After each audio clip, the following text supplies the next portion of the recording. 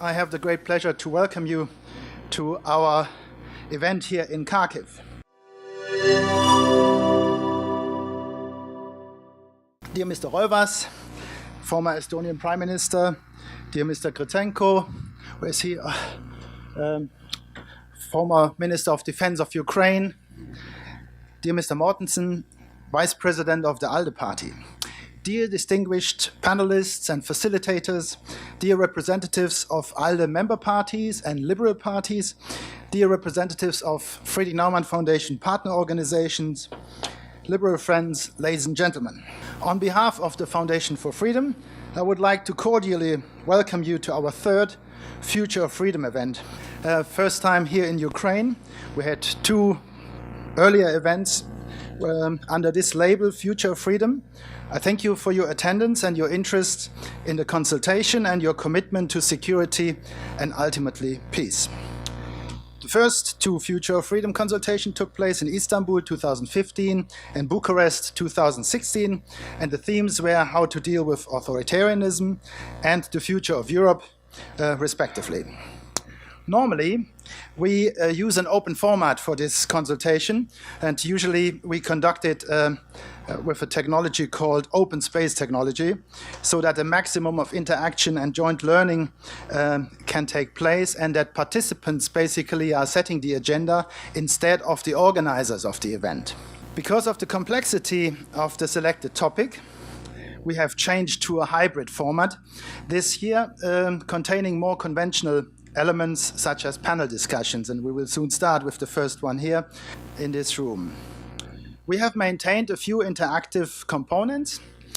For instance, the speed dating. You will be exposed to the speed dating right after my introductory remarks. It's nothing morally dubious, but it is a method to get the maximum of people talking to the maximum of people. And we will have a World Cafe after panel discussion 1, which is also trying to involve participants more actively. A second important element of this Future of Freedom consultation is that we will not only debate and discuss among ourselves, but that the second day of the program is devoted to a very significant encounter. We will meet and talk to people directly involved with security issues here in Ukraine. We will travel to two locations. We try to assemble for you interesting encounters with various groups of people who play an active part in the war and the defense of Ukraine. I'm a child of the Cold War. When I grew up in the 50s and 60s, it was very clear to us where the enemy was. It was the Soviet Union threatening our way of life, our freedoms, you could say. And when I served as a military officer in the German army from 1974 to 76, I was a logistics officer. I was responsible for transport and storage of ammunition in the south of Germany. Very pleasant in Mittenwald, in the mountains, was very lovely. I learned skiing and mountaineering, but we also had a serious task, and the major defense doctrine of the time was flexible response. That was what we were trained at officer schools in. Then after the fall of the Iron Curtain, 89-91, we all thought that the time of perpetual peace would commence.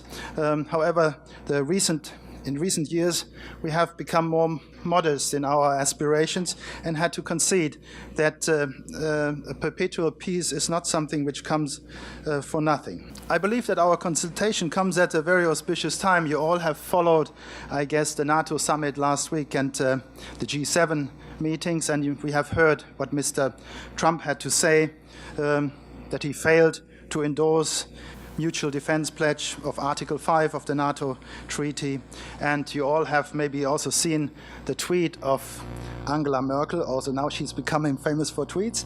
Yesterday she said at the Christian Social Union party rally that we Europeans must really take our fate into our own hands. So we couldn't have come together at a better time, I believe. Allow me to briefly dwell on the core question. The question is, why are we here? And the short answer to this question is because there is a war here in Ukraine.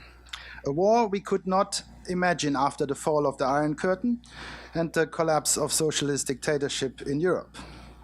A war which has claimed more than 10,000 lives, a war which has displaced about 2 million people, made them homeless, a war which destroyed countless families, their properties and their livelihoods.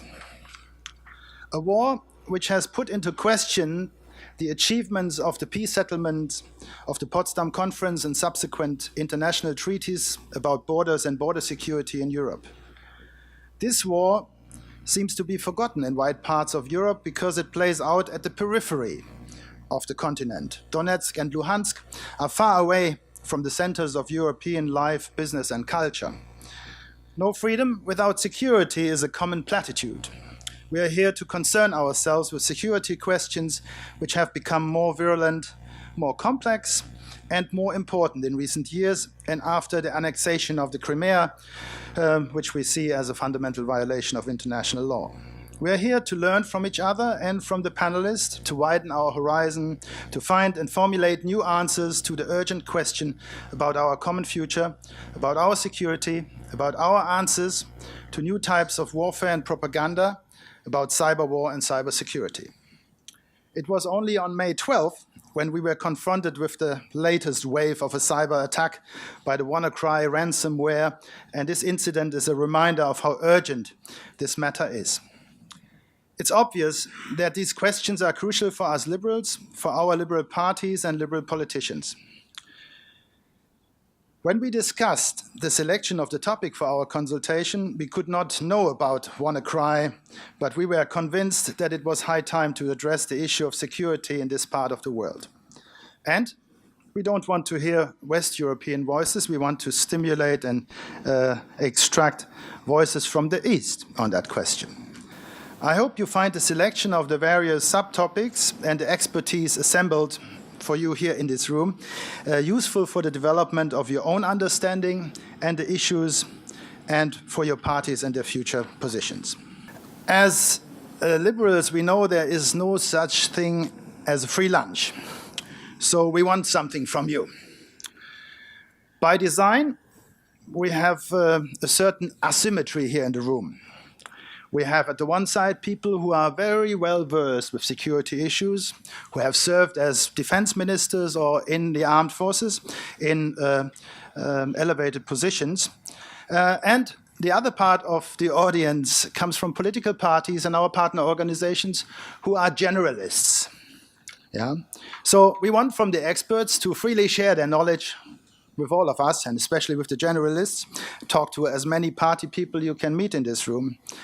And we want you to go home after these few days and become mavens for your organizations on security issues and maybe strengthen, let's say, positions which would look for solutions to the crisis here in Ukraine.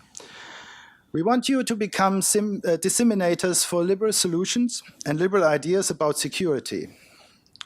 We want you to alert your parties and pressure them to put security issues into their manifestos, their policy papers, and their press releases. And we want you to change your parties from within, bring our debates and discussions home to your own people. As European liberals, I believe we need to be more active and more vigilant when it comes to the defense of our liberties. And we need to be more visible with our ideas about security and the preservation of our freedoms.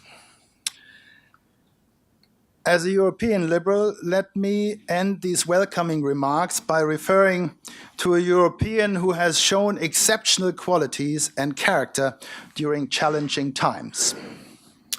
Winston Churchill.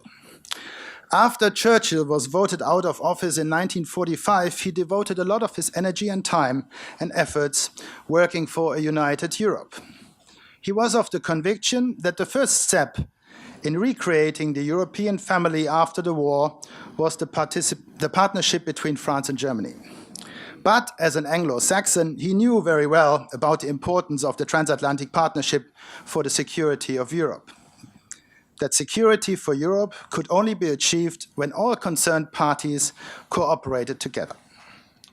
Let me end these welcoming remarks by paraphrasing a famous quote by Winston Churchill. And the quote can be found in his, again, famous speech to Parliament on June 4th, 1940. None of us was born, I think, before this time. I have replaced a few words in this speech. I paraphrased it. So I replaced, for instance, island by freedom and landing grounds by forests. And I have added a word which didn't exist at the time of Winston Churchill, and that word is cyberspace. So if Winston Churchill would be with us now, you know, we could maybe imagine, so let your imagination run wild, what he would say to us. And I have come up with a proposal what he could have said. So, we shall go on to the end. We shall defend our freedom, whatever the cost may be. We shall fight on the beaches, we shall fight in the forests, we shall fight in the streets and in cyberspace. We shall never surrender. So in this spirit, I wish us all a fruitful conversation about the defense of our freedom and the security and peace and prosperity in Europe. I wish us all a fruitful 2 days. Thank you very much.